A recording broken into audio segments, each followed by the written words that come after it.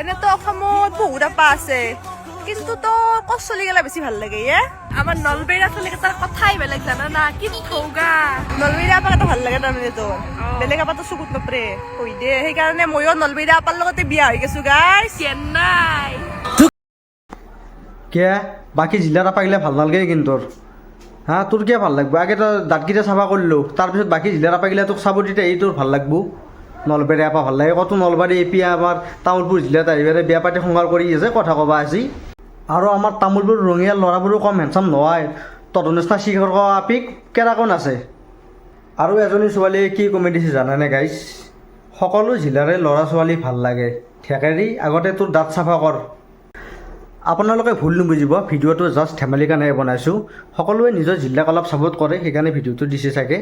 আৰু যদি ভিডিঅ'টো ভাল লাগিছে এটা লাইক এটা কমেণ্ট আৰু মোৰ পেজটো আপোনালোকে অলপ ফ'ল' কৰি দিলে ভাল হয় মানে মোৰ ফলোৱাৰ্ছ বহুত কমি আছে মানে মোৰ 10,000 হ'লে অলপ ভাল লাগে আৰু থেংক ইউ